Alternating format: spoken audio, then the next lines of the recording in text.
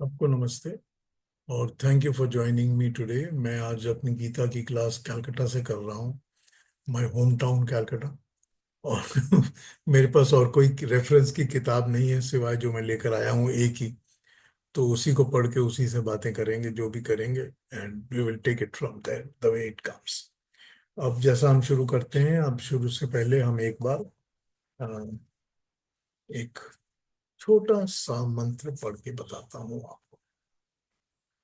बड़ा इंटरेस्टिंग है, मैं ये पढ़ता रहता हूँ हमेशा, तो मुझे अच्छे लगती हैं ये बातें। ये जो है, ये पीस है हमारे बड़े पॉपुलर जो हमारा मंत्र होता है जिसको हम अपनी प्रार्थना में पढ़ा करते हैं, उसका मंत्र है, टुकड़ा है। वो कहता है ऋतम च सत्य, हम पढ़ते हैं ना इस मंत्र को, ऋतम च सत्यम चाबीदा तपसो अद्य। इसमें बताते हैं कि जो विधाता होता है ना, उसमें दाता और प्रमाता दोनों होते हैं। विधाता जो होता है, जो बनाने वाला होता है, उसमें दाता होता है जो देता है, देने वाला दाता। और द की जगह ध लगा दें अगर, तो धाता। धाता का मतलब होता है प्रमाता, जो हर चीज को चलाता, प्रमोट करता और आगे बढ़ाता है।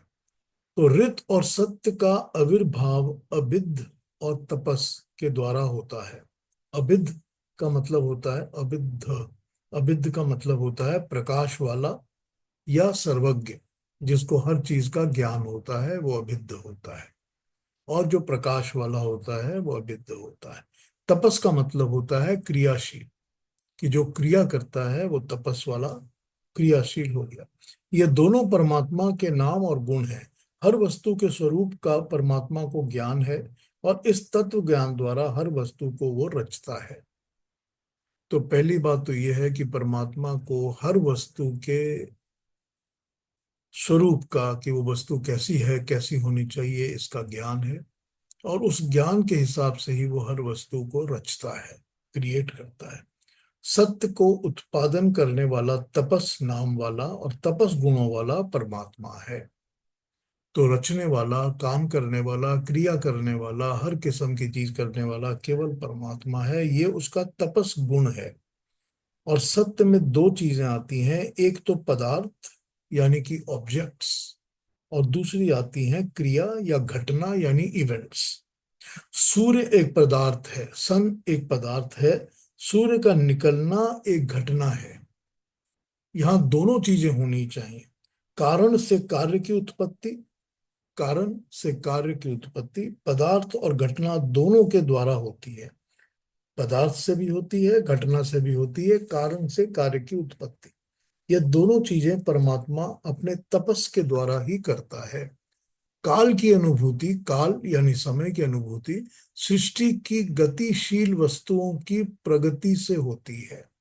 पृथ्वी अपनी धुरी पर एक चक्कर लगाती है तो एक दिन पूरा हो जाता है। और जो रात और दिन का मिलना होता है उससे संवत्सर शुरू हो जाता है। मिशतः का मतलब होता है, ये षष्ठी है तो संबंध कारक है। अर्थ चेतन प्राणी, वशी वश में करने वाला या वश में रखने वाला। तो जड़ चेतन दोनों को परमात्मा वश में रखता है। परमात्मा ने दिन रात को बनाकर चेतन जगत को के भीतर काल की अनुभूति उत्पन्न की है। दिन और रात को जब परमात्मा ने बनाया, तो जो चेतन जगत है उसके चेतन जगत में सॉरी, उस चेतन जगत में परमात्मा ने काल की अनुभूति की क्रिया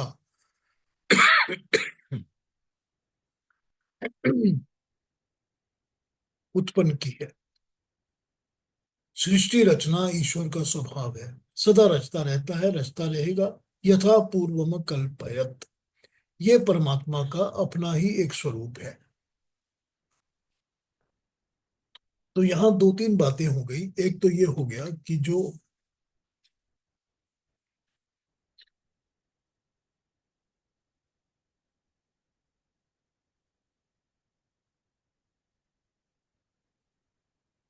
एक तो ये हो गया कि कारण एक पदार्थ है और कार्य भी एक पदार्थ है। मिट्टी एक पदार्थ है और उसका बना हुआ घड़ा भी एक पदार्थ है। घटना के लिए गति चाहिए, गति का उत्पन्न करने वाला और गति को ग्रहण करने वाला दोनों चाहिए। गति उत्पन्न करने वाला भी तप करता है और गति का उत्पादक भी तप करता है, ये ईश्वर है। तपः पुनातुपादयो, ये ईश्वर है जो तप के द्वारा दोनों चीजें करता है, गति को उत्पन्न भी करता है और गति को उत्पन्न करने के बाद ग्रहण भी करता है, ये ग्रहण करवाता है। सत्य को उत्पादन करने वाला तपस नाम का वह तपस गुणों वाला परमात्मा है। जब उसने जड़ प्रकृति को गति प्रदान की तो घटनाएं और पदार्थ दोनों उत्पन्न हुए, ब्रह्मांड बना। जब भी किसी जड़ पदार्थ को गति प्रदान की जाती है, ठीक, जड़ पदार्थ, ये क्रिएशन जो बनी है, सृष्टि जो बनी है, ये सारी की सारी जड़ पदार्थ है। ये सारी की सारी अनकॉन्शियस, या जिसमें अंदर कॉन्शियस नहीं होती, ऐसी बनी हुई कोई चीज है। तो जो कॉन्शियस के बिना बनी हुई है, यानी चेतन के बिना जितनी चीजें हैं वो जड़ हैं। और जड़ पदार्थों के अंदर जैसे ही गति दी जाती है, यानी कि किसी किस्म की मूवमेंट प्रदान की जाती है, तो घटनाएं और अलग पदार्थ दोनों उत्पन्न होने शुरू होते हैं। अभी बताया कि सूर्य तो एक पदार्थ है, पर सूर्य का उगना एक घटना है। तो ये घटना भी बनते हैं और पदार्थ भी बनते हैं, दोनों बनने शुरू हो जाते हैं। ऋत सत्य से सूक्ष्मतम है, पहले ऋत होता है उसके बाद सत्य होता है। ऋत एक मौलिक नियम है, बेसिक जनरल रूल, विश्वव्यापी नियम। पदार्थ सत्य मस्तिष्क के बाहर स्थित है और नियम मस्तिष्क के भीतर। दो तीन मिलकर पांच, दो दो और तीन मिलकर पांच होते हैं, ये नियम है। लेकिन तीन कुर्सियां और दो कुर्सियां मिलकर पांच कुर्सियां हैं, ये पदार्थ है। पदार्थ को देख के हमको नियम का ज्ञान होता है, या नियम हमको पता है तो हम पदार्थ को समझते हैं। ये हमारे अंदर, मन के अंदर ये बात पक्की बैठ जानी चाहिए। विश्वव्यापी सामान्य नियम सारे के सारे ऋत हैं, और सत्य जो है वो पदार्थ विशेष या घटना विशेष दोनों है। ऋत शाश्वत है, कभी चेंज नहीं होता। सत्य जो है वो बदलता रहता है।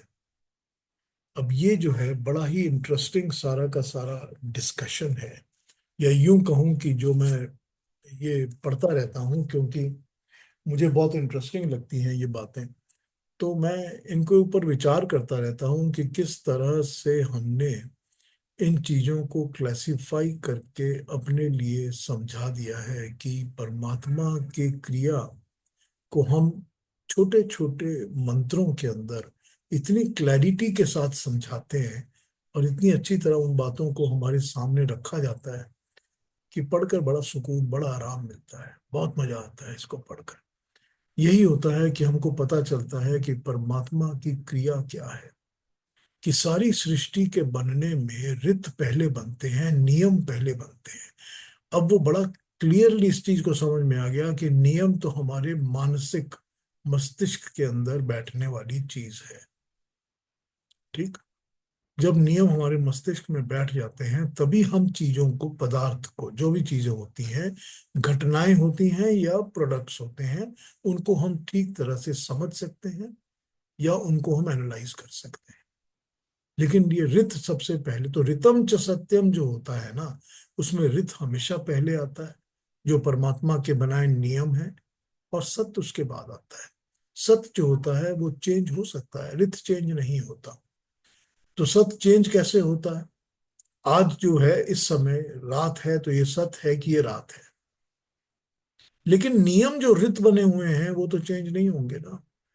और कल सुबह हम कहेंगे या वो सत्य जो कल था रात का वो तो चेंज हो गया, अब तो मॉर्निंग हो गई, सुबह हो गई, तो अब तो सत्य ये है कि सुबह है। तो ये दो अलग अलग सत्य हैं, लेकिन रित कोई दो अलग अलग नहीं होते, वो एक ही रहता है।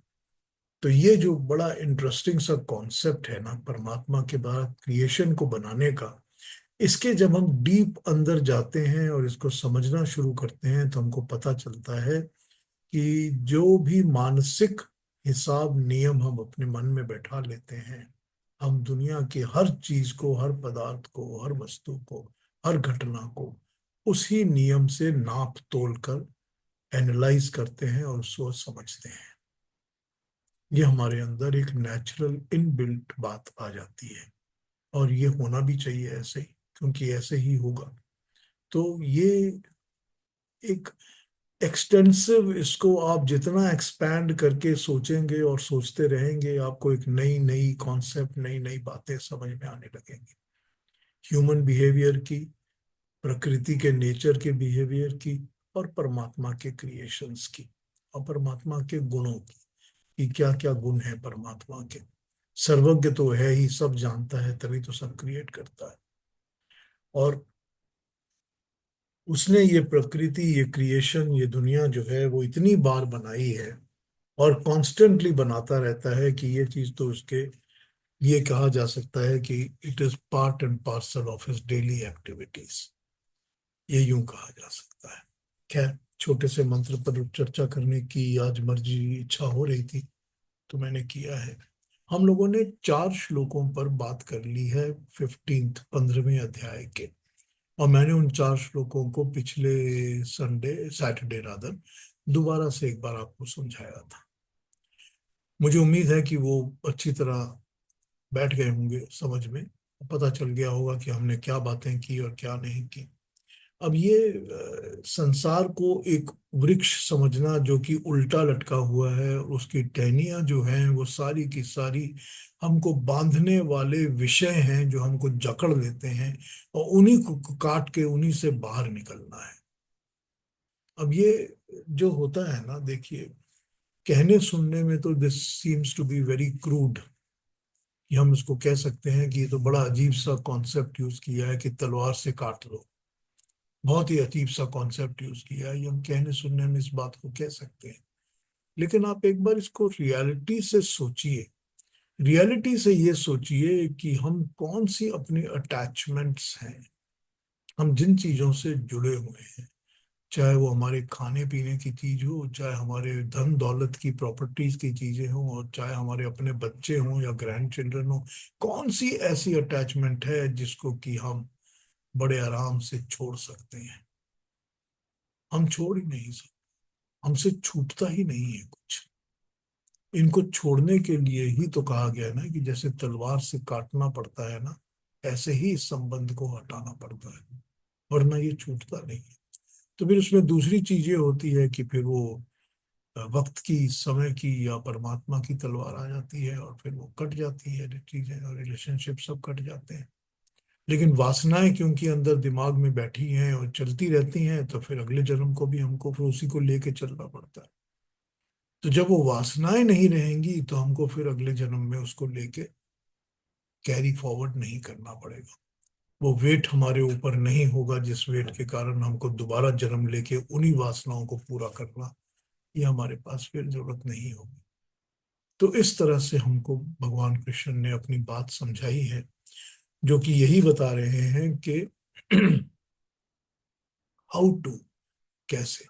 फिर वही बात कि हमको वो कैसे, बड़ा मुश्किल लगता है कि सब तो समझ गए कि गीता में क्या है क्या नहीं है, पर हाउ टू को कैसे समझे, किया कैसे जाए। तो किए कैसे जाए की ही तो बातें बताते हैं ना वो। किए कैसे जाए ही तो बता रहे हैं भगवान कृष्ण, जो उन्होंने शुरू से ही इस बात को पकड़ लिया कि परमात्मा और प्रकृति और तुम किस चीज में फंसे हुए हो, कि मनुष्य किस चीज में फंसा हुआ होता है, और उसको उसमें से निकलना कैसे है। अब इससे ज्यादा स्ट्रेट फॉरवर्ड आप बोलेंगे ये तो भगवान कृष्ण ने बड़ी अजीब बात बोली है, ऐसे कैसे हो सकता है? तो ठीक है, ऐसे कैसे हो सकता है तो हम सोचते हैं, क्योंकि हमको लगता है कि कोई बड़ा इजी वे हमारे सामने आ जाएगा, कि मंदिर में जाके 2 बार घंटियां बनाई, पुजारी को 10 रुपए दिए और कहा कि मेरे नाम की पूजा कर दे, और सारे काम हो गए।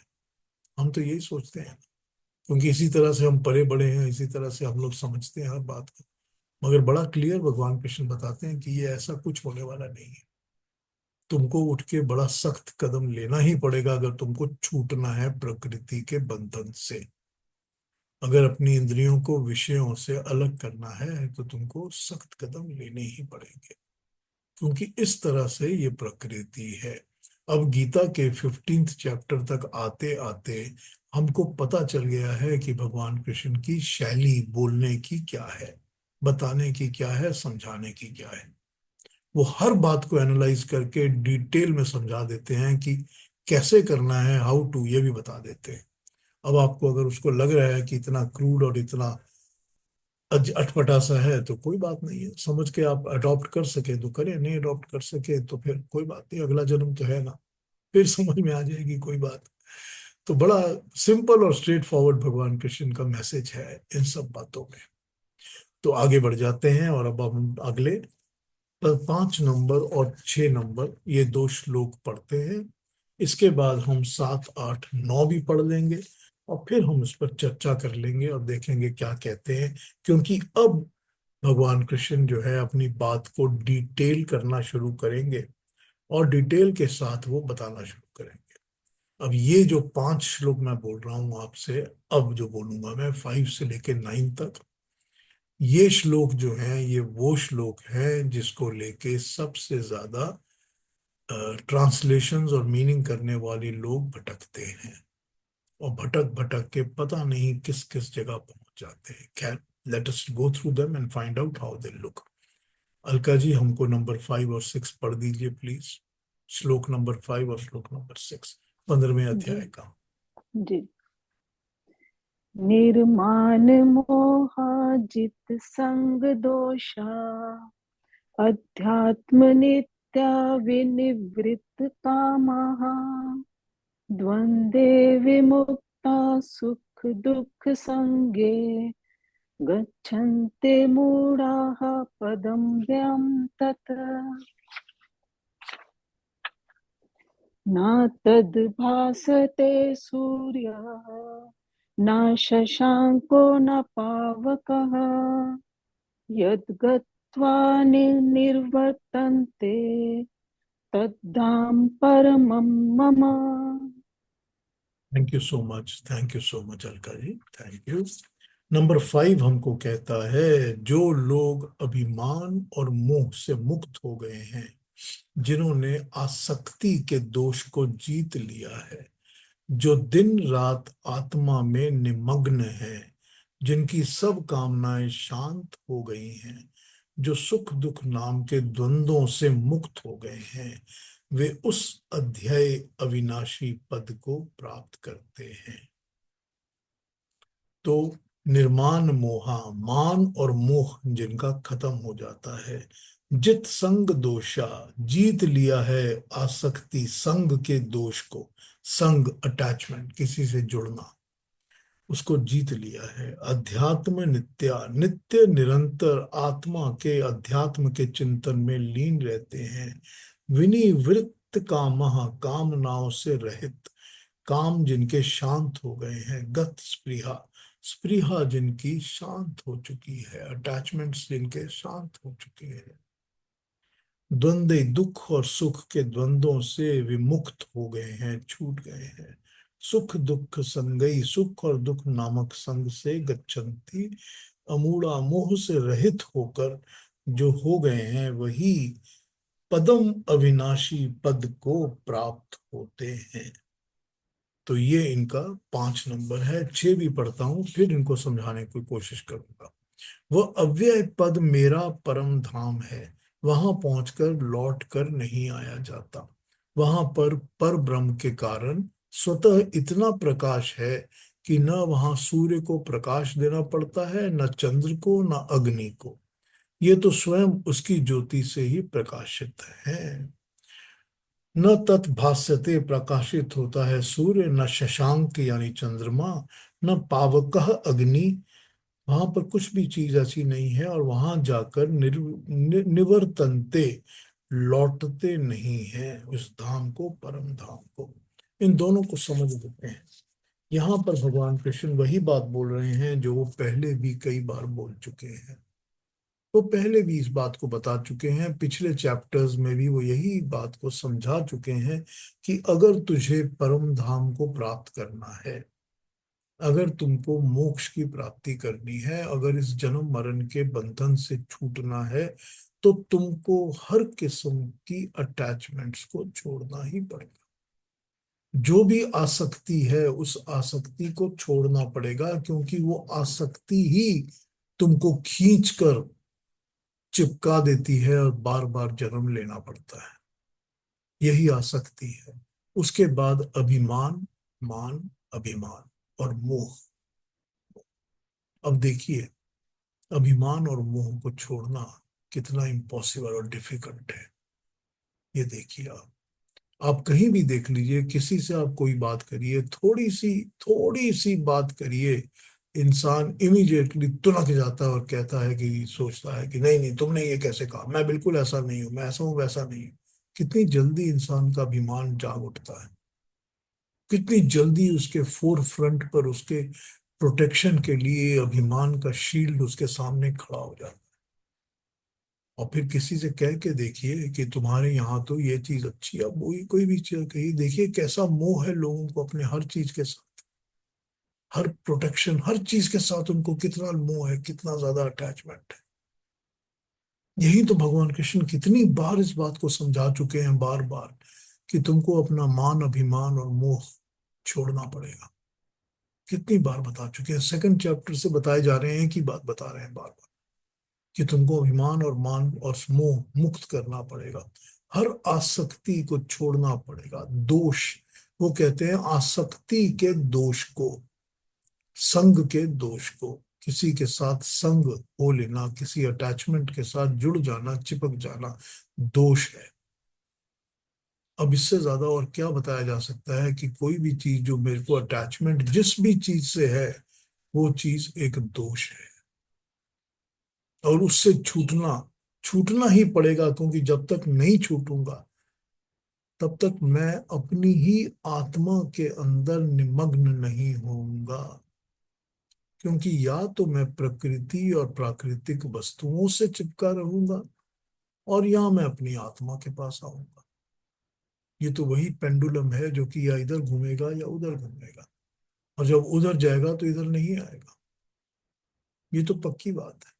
आप आंख बंद करके सोच लीजिए, 1 मिनट के लिए आप बड़े ध्यान मग्न बैठे हैं, और अपने आंख बंद करके आप कहते हैं मैं तो आत्मसात हो रहा हूँ, अपने अंदर ही सोच रहा हूँ, अपनी ही बात कर रहा हूँ, अपने ही बारे में सोच रहा हूँ, सारी चीजें मुझे अपने आत्मा के अंदर ही दिख रही है, मैं यही सब कर रहा हूँ।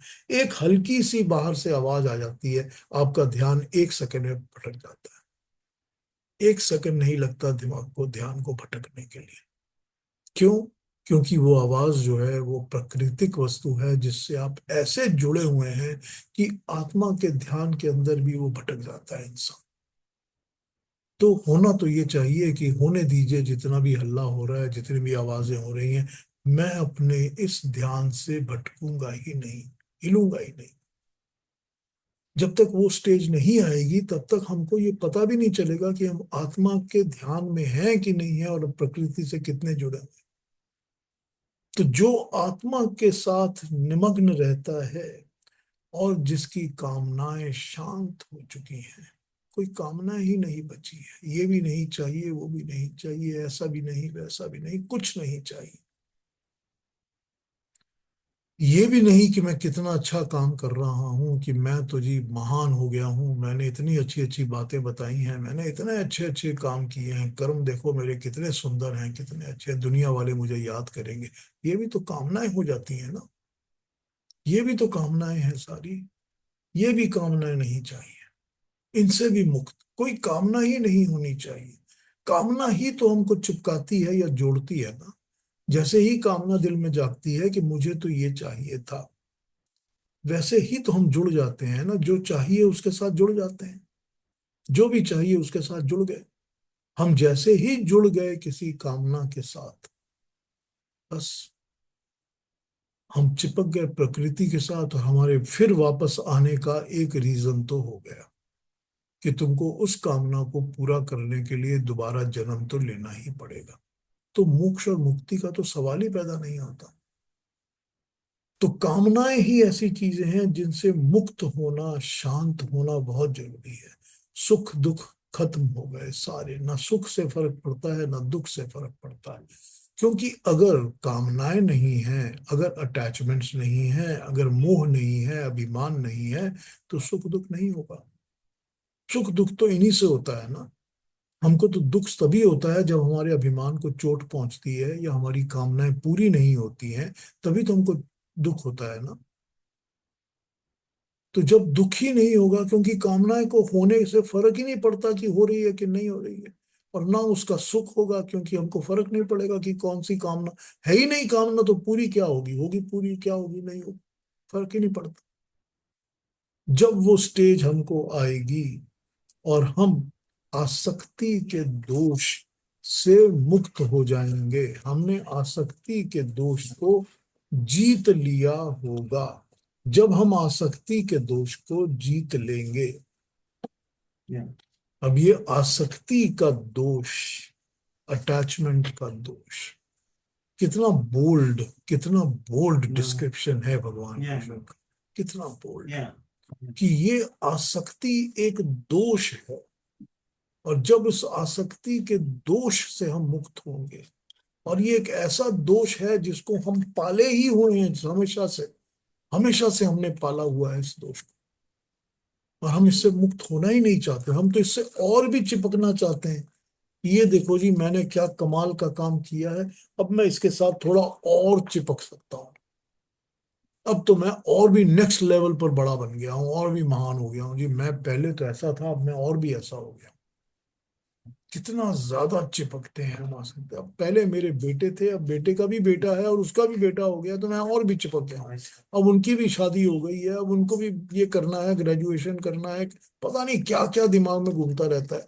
इतनी ज्यादा आसक्ति रहती है हमारी चीज की। ये नहीं है कि रिस्पॉन्सिबिलिटी नहीं होनी चाहिए या ड्यूटी नहीं होनी चाहिए, ऐसा तो कुछ है नहीं, वो तो होना ही चाहिए। लेकिन आसक्ति कैसे छूट सकती है? क्योंकि वो आसक्ति दोष है, और जो दोष है वो दोष है, बस। वो गलत ही करता है। और जब तक ये दोष नहीं छूटेगा, हमारे अंदर से आत्मा के साथ जुड़ना नहीं होगा। और पहले हम अपनी आत्मा से जुड़ेंगे, तभी हम परमात्मा से जुड़ सकेंगे। क्योंकि अब अगले श्लोकों में वो यही बताएंगे कि जो अपनी आत्मा से जुड़ेगा वही परमात्मा से जुड़ेगा, क्योंकि परमात्मा तो आत्मा के अंदर एक साथ बसे हुए हैं। और फिर वो अविनाशी पद को प्राप्त करेगा। अविनाशी क्या है? अविनाशी वो पद है कि जब हम जन्म लेते हैं तो हमारा मरना जरूरी है। तो जब जन्म मरण चलता रहेगा तो विनाश भी चलेगा, जन्म भी चलेगा, विनाश भी चलेगा, जन्म भी चलेगा। अविनाशी तो तभी होगा जब जन्म मरण का बंधन छूट जाएगा। उसी को तो अविनाशी पद कहा है ना। तो अविनाशी पद तब होगा जब हमारा विनाश का पद, विनाश का हालत, विनाश की सिचुएशंस खत्म हो जाएंगी। और वो तभी होंगी जब हमारे साथ 1 2 3 जो कंडीशंस यहाँ रख दी गई हैं, आसक्ति का दोष 1, अभिमान और मोह 2, आत्मा के साथ जुड़ जाना 3, अपनी कामनाओं का शांत होना 4, दुख और सुख के द्वंद्वों से मुक्त हो जाना 5। तो ये 5 स्टेप्स तो उन्होंने एक ही श्लोक में हमको बता दिए हैं। तभी अविनाशी पद को प्राप्त हो सकता है। और अगले श्लोक में नंबर 6 में उन्होंने हमको बताया है,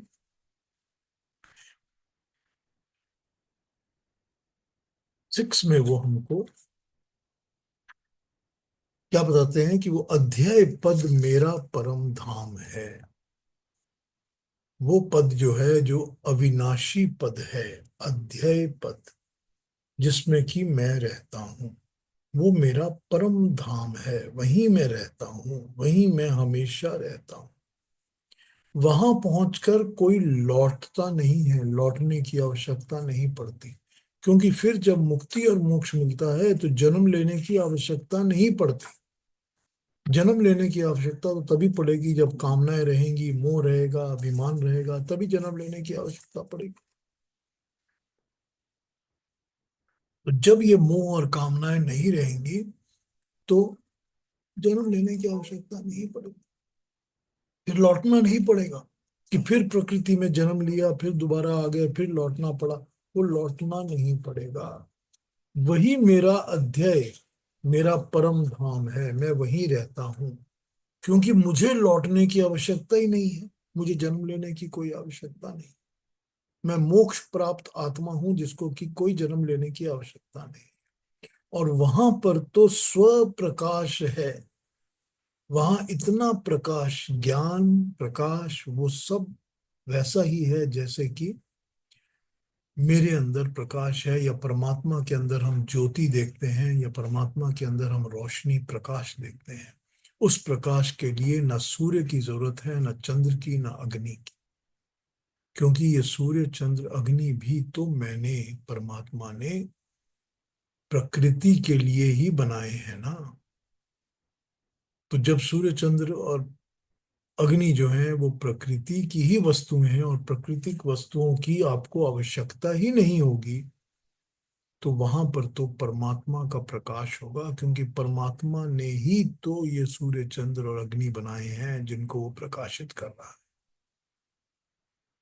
जब वो प्रकाशित कर रहा है तो फिर उसकी प्रकाशित वस्तुओं की हमको आवश्यकता ही नहीं है, क्योंकि उसका प्रकाश ही हमको मिलेगा जब हम वहां पहुंच जाएंगे। तो ये जो हैं दो श्लोक, ये हमको ये बातें समझाते हैं। आगे बढ़ जाएं अगले 3 श्लोकों पे। अगर आपने कहीं अभी कुछ पूछना कहना हो इन दो के बारे में तो पूछ सकते हैं, या कह सकते हैं, मैं बोल सकता हूँ, दोबारा समझा सकता हूँ। फिर आगे बढ़ जाएंगे तो अब थोड़ा सा अलग वर्णन अगले 3 श्लोकों में आएगा। हाँ, कहीं अगर किसी ने कुछ कहना है, या पूछना है, या बोलना है, या दोबारा समझना है तो बता दीजिए मुझको। जी।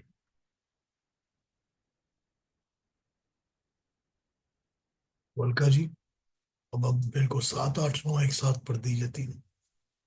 जी। ममेवांशो जीवलोके जीवभूतः सनातनः मने षष्ठानि इन्द्रियाणि प्रकृतिस्थानि कर्षति शरीरं यद्वाप्नोति यच्चाप्युत्क्रामत् ईश्वरः गृहीत्वेतानि संयाति वायुर्गन्धनिवाशया श्रोत्रं चक्षुस्पर्शनं च रसनं घ्राणमेव च अधिष्ठाय मनश्चायं विषयानुपसेवते। Thank you so much Alka ji, thank you. देखिए, पिछले श्लोकों में प्रकृति का परमेश्वर से संबंध बतलाया है। अब आगे 7 से लेकर 11 श्लोकों में जीव का रूप और जीव का परमेश्वर के साथ संबंध स्पष्ट करते हुए ये कहा जा रहा है। नंबर 7 में कहा है, मेरा ही एक अंश, ममई वांशः। इस जीवन के संसार में, जीव लोके, जीवन के संसार में, जीव लोके, जीव बनकर, जीव भूतः, भूत जीव बनकर, क्रिएशन बीइंग, जीव बनकर सनातन काल से सनातनः मौजूद है। ये मेरा अंश जीव प्रकृति में रहने वाली पांचों इंद्रियों और मन, इन 6 को अपने ओर खींच लेता है, और ये जन्म हो जाता है। ठीक। अब वो अपने जीव की बात को इसमें समझा रहे हैं। वो कह रहे हैं, शरीरधारी जीव, जीव भूत मनष्ठानी, छठे मन के साथ, और इंद्रियानी, 5 इंद्रियों के साथ, प्रकृति स्थान, प्रकृति में ठहरे हुए, कर्षति, खींचता है, अपने साथ ले लेता है। अब ये हमको यहाँ समझ में आ जाता है कि जब जीव को जन्म लेना पड़ता है, जब भी जन्म लेना पड़ता है तो उसको ये प्रकृति अपने ओर खींच लेती है। ये 5 इंद्रियों के द्वारा, यानी कि जो ज्ञान इंद्रियां हमारी हैं, और मन। ये ज्ञान इंद्रियां और मन, पांच इंद्रियों और मन के द्वारा ये जो प्रकृति है, ये हमको, जीव को अपने ओर खींच लेती है वो मेरे ही अंश। प्रकृति भी मेरा अंश है, जीव भी मेरा अंश है। मगर ये प्रकृति का जो मेरा अंश, मेरा बनाया हुआ एक ऑब्जेक्ट है, वो दूसरे को अपनी तरफ खींच लेता है। 6:8 में ये बता रहे हैं कि जब यह जीव शरीर धारण करता है, जन्म लेता है, या जब वह इस शरीर को छोड़ता है, तब इन छह को, पांच इंद्रियां और मन को अपने साथ ले जाता है। ठीक ऐसे ही जैसे वायु गंध को अपने आशय में, अपने उद्गम स्थान से अपने साथ ले जाती है। अब यहां पर देखिए कितने क्लियरली ये कॉन्सेप्ट हमको समझा दिया गया कि जब जीव जो है वो इस जन्म को, इस शरीर को छोड़ता है, और फिर वो शरीर को छोड़कर जीव यानी कि आत्मा ट्रैवल करती है, जाती है, तो वो अपने साथ साथ इन पांच इंद्रियों को और मन को, छठी छह की छह चीजों को ऐसे ले जाता है जैसे कि गंध वायु के साथ ट्रेवल करती है। जब वायु बहती है, हवा बहती है, तो स्मेल या गंध उसके अंदर अपने आप चलने और बहने लगती है उसी के साथ। कितनी इजीली स्मेल को वायु उठाकर, खींच कर, अपने अंदर अटैच करके बहा कर ले जाता है, कितनी इजीली। बिल्कुल उसी तरह से जो ये आत्मा है, जो जीव की आत्मा है, वो इंद्रियों को और मन को अपने साथ ले जाती है। क्यों ले जाती है इन चीजों को, कि वो मन को और इंद्रियों को अपने साथ क्यों ले जाती है? वो इसलिए ले जाती है क्योंकि वही तो मन और इंद्रियां हैं जो कि आसक्ति में फंसी हुई हैं, जो कि मोह में, अभिमान में, सुख दुख में, प्रकृति के आकर्षणों में फंसी हुई हैं, जो कि खींच लिया गया उनको अपनी तरफ, उस खिंचाव के साथ वो चिपकी हुई हैं, जुड़ी हुई। और अगले में उन्होंने बताया कि जिस समय ये जीव शरीर धारण करके इस जन्म में विराजता है, तब वो आंख, कान, त्वचा, जीभ, नाक, मन का आश्रय लेकर विषयों का सेवन करता है। 7, 8 और 9 में, इन तीन श्लोकों में दो बातें बहुत महत्वपूर्ण कही गई हैं। एक है ममई वांशः, और दूसरा है जीव के लिंग शरीर की बात। अब यहां पर जब इन्होंने 9वें श्लोक में ये बताया कि शरीर को धारण करके जब वो जन्म में आता है, तो वो इनके आश्रय से ही विषयों का सेवन करता है। सारे विषयों को यूज करना, उनको यूटिलाइज करना, उनको अपने लिए एक्सप्लॉइट करना, वो कान, नाक, आंख, त्वचा, जीभ, नाक और मन से ही करता है। हर वस्तु को वो इसी के द्वारा करके ही वो पूरी की पूरी प्रकृति को अपने पर्पस के लिए यूज करता है, एक्सप्लॉइट करता है। और अब यहाँ पर थोड़ा नोट पढ़ देता हूं कि यहाँ पर ममई वांशः के लिए क्या कहा गया। जो कमेंटेटर्स हैं उन्होंने ममई वांशों की बहुत ही अलग अलग तरीके से डेफिनेशंस की है। अंश का विचार गीता में 15वें अध्याय के अलावा 11वें अध्याय के 42वें श्लोक में भी आया है। वहां कहा है, विष्टम्य अहम इदम कृत्सनम एकांशेन, अपने एक अंश को, एक अंशेन से मैंने इस संपूर्ण जगत को धारण किया हुआ है। यही बात ऋग्वेद के पुरुष सूक्त में कही गई है 1093 में।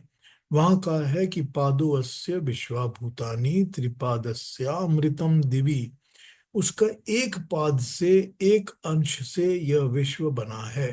तीन पाद और तीन अंश उसके द्युलोक में है।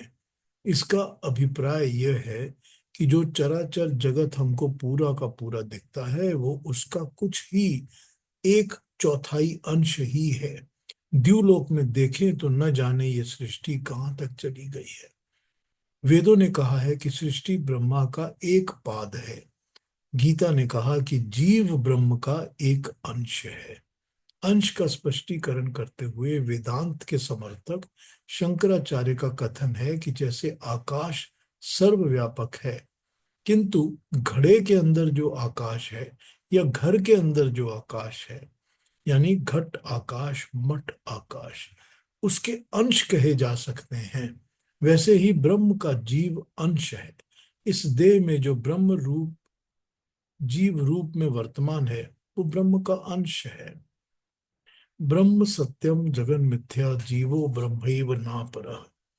अब ये इनका मतलब है कि आकाश तो सब जगह है, आकाश ही है, लेकिन जिस खाली जगह के अंदर आकाश होता है वो वही आकाश है जो कि बाहर का आकाश है, ऐसा नहीं समझा जा सकता। अंश है उसका, लेकिन उसमें फर्क है। यानी कि जो आकाश ऊपर आसमान के पास नजर आता है और जो थोड़ी सी स्पेस मेरे इस कमरे में है, ये दोनों एक ही वस्तु नहीं है। ये उस आकाश का अंश जरूर है, मगर एक ही नहीं। तो इस तरह से यहां समझा दिया गया कि जीव जो है वो ब्रह्म का अंश कैसे है। ये कॉन्सेप्ट शंकराचार्य ने दिया हुआ है। रामानुजम ने कहा कि ममई वांशम की इससे अलग व्याख्या हो सकती है, क्योंकि वो विशिष्टाद्वैती के समर्थक थे। वो जीव को परमात्मा का वास्तविक अर्थ में अंश ही मानते हैं। जीव परमात्मा का अंश है और उसने भगवान से मिलना है। रामानुज का कहना है कि तभी तो गीता 12:8 में कहा है कि निवसिष्यसि मयि एव, मुक्त होने पर मुझ में ही निवास करेगा। इसी आधार पर भक्ति मार्ग आगे बढ़ता है। अरविंदो घोष भी रामानुज की व्याख्या के अनुसार ही जीव को ब्रह्म का सही मानों में अंश बताते हैं। अब यहाँ पर यह प्रॉब्लम है कि या तो जीव है ही परमात्मा का ही अंश, या तो ये मान लिया जाए। लेकिन अगर ये मान लिया जाए कि वो परमात्मा का ही अंश है, तो हमारे पास बहुत सारी दूसरी कॉम्प्लिकेशंस अराइज हो जाती हैं, क्योंकि फिर हमारे प्रिंसिपल्स टोटली चेंज हो जाते हैं। फिर हमारे प्रिंसिपल्स में वो बात नहीं रहती जो कि हम अभी तक थ्योरिटिकली गीता को समझने के लिए यूज करते हैं। हम कभी भी परमात्मा और मनुष्य जीवात्मा को एक नहीं समझ सकते। हम नहीं समझ सकते एक। ये ठीक है कि जीवात्मा के अंदर परमात्मा वास करता है, वो रहता है अंदर, समाता है अंदर, एक ही तरह रहता है, ये समझ में आ सकती है बात। लेकिन दोनों एक हैं या जीवात्मा परमात्मा ही है, ये समझना बड़ा मुश्किल है। इस कॉन्सेप्ट के साथ हम किसी भी थ्योरी पर आगे नहीं बढ़ सकते। फिर वही होगा कि अहम ब्रह्मास्मि, कि मैं भी परमात्मा हूं, मैं भी ब्रह्म हूं। तो हम सब के सब परमात्मा हैं और हम सब के सब ब्रह्म हैं। तो हम में से कोई खराब परमात्मा है, कोई अच्छा परमात्मा है, कोई पाप करने वाला है, कोई धर्म का काम करने वाला है। तो ये तो काम, ये परमात्मा की डेफिनेशन तो इस तरह नहीं हो सकती, ये नहीं किया जा सकता। तो इस कॉन्सेप्ट को हमको यहाँ समझना पड़ेगा, क्योंकि बहुत सारे लोग इन श्लोकों का अलग अलग तरीके से ट्रांसलेशन करते हैं। लिंग शरीर उक्त उक्त ऊपर के 3 श्लोकों में श्री बाल गंगाधर के अनुसार जीव की 3 अवस्थाओं का वर्णन किया गया है। 7वें श्लोक में बताया कि सूक्ष्म या लिंग शरीर क्या है। लिंग शरीर या सूक्ष्म शरीर 5 इंद्रियां और मन, इनका संघात है, इनका मिला हुआ कॉम्बिनेशन है। 8वें श्लोक में बताया कि लिंग शरीर इस स्थूल देह में कैसे प्रवेश करता है और कैसे इसमें से निकलता है। जैसे वायु गंध को लेकर चलती है, वैसे ही लिंग शरीर मन और इंद्रियों को सूक्ष्म रूप से लेकर पुराने शरीर से निकालता है, नए जन्म में नए शरीर में प्रवेश कर देता है। 9वें श्लोक में कहा कि जब लिंग शरीर स्थूल देह धारण कर लेता है, तब विषयों का उपभोग कैसे करता है। देह धारण करने के बाद वो कान, आंख, त्वचा, जीभ, नाक और मन का आश्रय लेकर विषयों का सेवन करता है। यह हमको बता दिया गया। तो अब यहां पर हमको ये बता दिया गया कि जीवात्मा के साथ साथ एक सूक्ष्म शरीर भी साथ है, जिसको वो प्रकृति से ही लेता है, प्रकृति से बोरो करता है, प्रकृति से ही उठाता है, और उसके द्वारा ही वो सारी की सारी प्राकृतिक वस्तुओं का भोग करता है, विषयों के साथ जुड़ता है, उनका भोग करता है। और ये हम सोच तो लेते हैं कि मेरे अंदर जितनी भी ये चीजें हैं जो विषय के भोग हैं, ये पूरी तरह से, इसका भी शांत कर लिया मैंने, उसको भी शांत कर लिया मैंने, ये भी नहीं है, ये भी नहीं है। लेकिन फिर वो उसी तरह एक शरीर से दूसरे शरीर में ट्रेवल कर जाता है, एफर्टलेसली, एफर्टलेसली। जैसे कि वायु गंध को लेकर ट्रेवल करती है, जैसे वायु गंध के साथ ट्रेवल कर जाती है, उसी तरह से ये सूक्ष्म शरीर के अंदर एक से दूसरे सूक्ष्म शरीर में ये ट्रैवल कर जाती है, पांच इंद्रियां और मन और इनकी अटैचमेंट्स, इनकी जुड़ाव सब। तभी हम जब दूसरा जन्म लेते हैं तो हमारे अंदर वही ड्राइव, वही इच्छा, वही पैशंस रहते हैं जो हमारे पास पहले भी थे, पिछले जन्मों में भी थे। यही हर मनुष्य को, हर इंसान को अलग बनाता है एक दूसरे से। ये है सारा का सारा यहाँ पर किस्सा, जो कि हमको समझाया गया है कि जीव क्या है। अब अगर आप ये जीव को मेरा अंश कहते हैं और प्रकृति को भी मेरा अंश कहते हैं, तो यहाँ पर तो पहले ही चैप्टर्स के अंदर भगवान कृष्ण इस बात को क्लैरिफाई कर चुके हैं कि प्रकृति में मेरे को ही देखो, कि सारी प्रकृति मैंने ही क्रिएट की है। जिस प्रकृति में जो गुण और जो अच्छी बात नजर आएगी वो मैं हूं। ये तुमको देखना समझना पड़ेगा, ये तो बता चुके हैं। और फिर ये भी बता चुके हैं कि हर आत्मा के साथ मेरा भी वास होता है, हर प्राणी के अंदर। मैं हर प्राणी के मन को जानता हूं, उसका मुझे ज्ञान है, उसके हर कर्म का मुझे ज्ञान है। अगर कर्म का ज्ञान नहीं होगा तो फिर कर्म का फल कैसे देंगे? तो कर्म का फल देने के लिए उनको पूरा कर्म का ज्ञान होना बहुत आवश्यक है। तो ये वो पहले भी बता चुके हैं और यही यहाँ पर बता रहे हैं।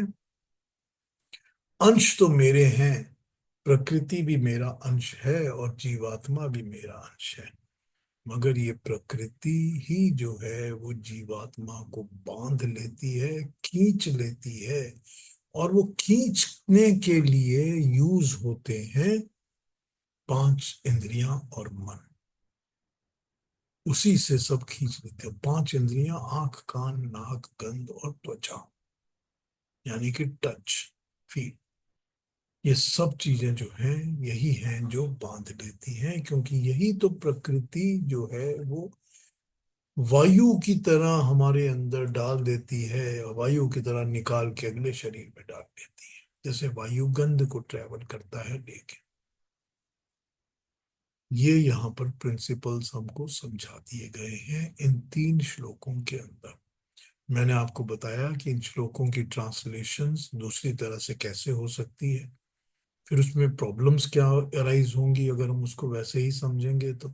और ये भी बता दिया कि इसको कैसे और लोग समझते हैं और हमको क्या समझना है इसमें से।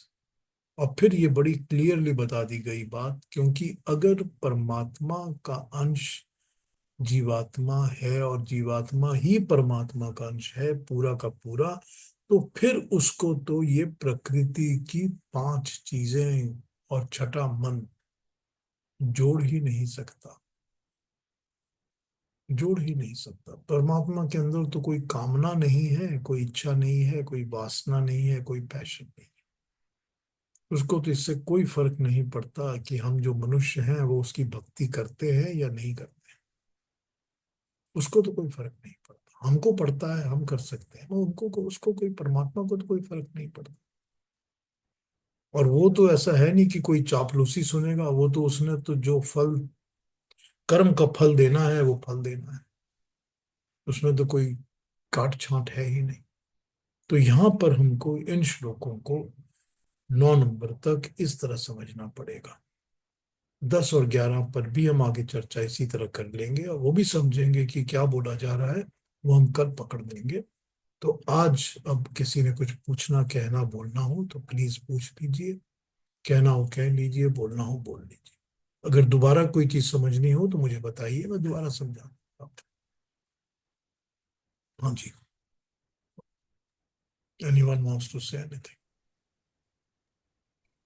थोड़ा नाइन्थ वाला दोबारा से थोड़ा सा बताएंगे? नंबर 9। जी। अलका जी, नंबर 9 वाला बता रहा है ये। आइए नंबर 9 को एक बार फिर पढ़ता हूँ, और पढ़ के आपको एक बार फिर से समझाता हूँ।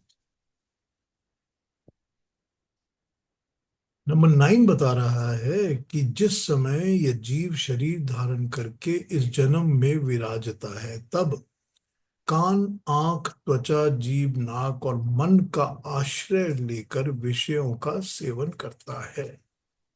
इसका मतलब जब ये जीव दोबारा जन्म लेता है या कभी भी जन्म लेता है इस सृष्टि के अंदर, चाहे वो कोई भी हो, कोई भी प्राणी हो, आदमी हो, जानवर हो, कीड़ा मकोड़ा हो, कोई भी प्राणी क्यों ना हो, वो जब भी जन्म लेता है वो इस प्रकृति के विषयों का सेवन करने के लिए, प्रकृति के सब्जेक्ट्स का, हर चीज का, अट्रैक्शंस का, उनको यूज, उनको टेस्ट, उनको कंज्यूम करने के लिए वो आंख, कान, नाक, त्वचा और मन, इन सब चीजों को यूज करता है अपने बेनिफिट के लिए।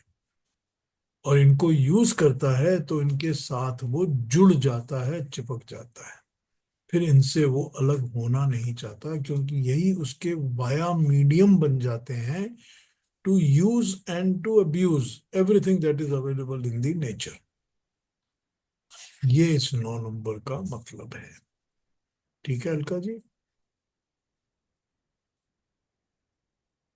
अलका जी, जी। जी।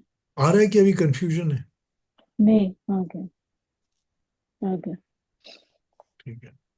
हाँ जी केतु जी, आप क्या कह रहे हैं? मुझे एक तो यही बात करनी थी कि जैसे लोग कहते हैं अहम ब्रह्मास्मि, तो ये मैंने काफी सुना है कई जगह। तो बस ये आपने आपने जो बात की, that makes lot of sense, कि अगर अहम ब्रह्मास्मि अगर ये सत्य है, तो व्यक्ति संसार में बुरे भी होते हैं, अच्छे भी होते हैं। तो उसका अर्थ ये हो गया कि ब्रह्मा भी बुरे हैं और अच्छे हैं। तो इसलिए हम ब्रह्मास्मि is not the right expression. क्या ये समझना ठीक है क्या? नहीं केतु जी, हम ब्रह्मास्मि बहुत अच्छा एक एक्सप्रेशन है कि मैं तो ब्रह्म की तरह होने के लिए एस्पायर करता हूँ। ठीक। ठीक है। अगर हम इसको इस तरह समझें कि मैं एस्पायर करता हूँ कि मुझे तो ब्रह्म का स्वरूप ही, मैं तो ओरिजिनली वही हूं, तो मुझे अपने ओरिजिन में वापस आना है। ठीक। कि मैं प्रकृति की राहों में भटक गया हूं। ठीक ठीक है। है कि नहीं? हो गई मैली कोरी चुनरिया, वही हाल है ना मेरा। तो मुझे तो वापस बाबुल से जाके नजरें मिलानी है ना। तो हम्म। उसके लिए तो मुझे वैसा ही होना पड़ेगा जैसे कि बाबुल ने मुझे बनाया है। तो वो अहम ब्रह्मास्मि का एक कॉन्सेप्ट यहाँ पर ये हो सकता है। और दूसरा कॉन्सेप्ट ये हो सकता है कि हम उसकी कोशिश कर रहे हैं। एक सेकंड मुझे दीजिएगा, मैं 2 मिनट में आपसे बात करता हूँ अंबर जी। 2 मिनट। तो उसका एक और कॉन्सेप्ट ये भी हो सकता है कि जो ब्रह्मास्मि के लिए कहा गया है वो है तो बेसिक, उसके पीछे तो यही फीलिंग होनी चाहिए। राइट। लेकिन जहां पर हम अपने आप को समझने लगते हैं वहां पर तो सबसे पहले अभिमान जाग जाता है।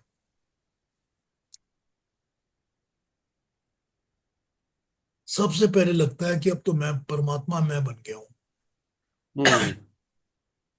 तो जैसे ही मनुष्य अपने आप को परमात्मा समझता है,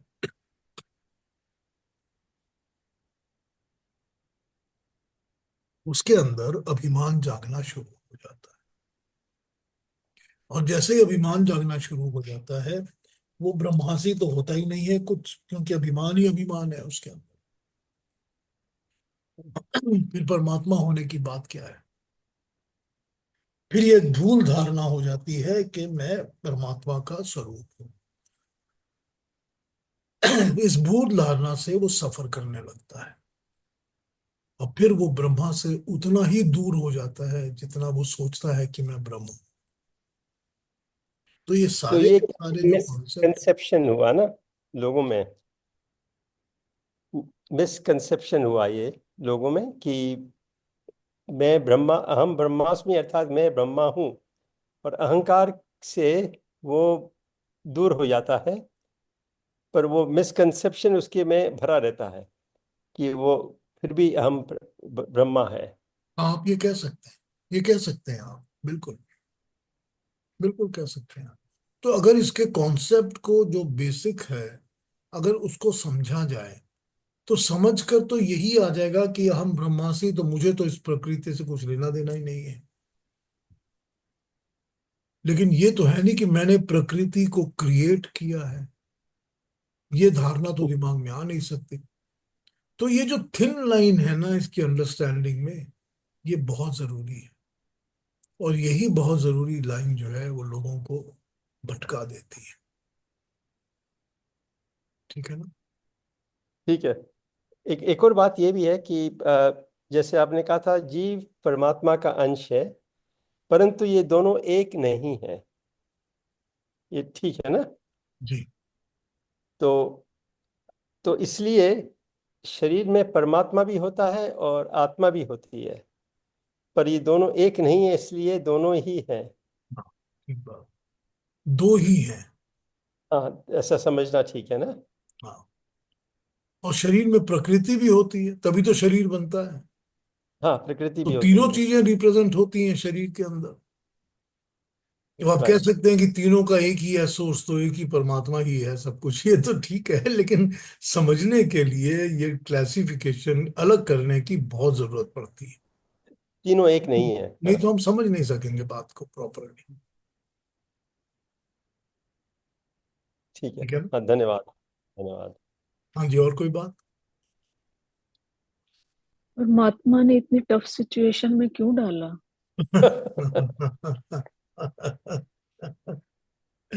परमात्मा ने कब डाला है? ये तो हमने और प्रकृति का आपस का ना ये खेल दुनिया बनाई होती, है। ना ये हम दुनिया सब तो बनाई होते। ही इसीलिए है ना कि कर्म का भोग कर सकें और अपने इच्छाओं की पूर्ति कर सकें और मोक्ष की प्राप्ति कर सकें।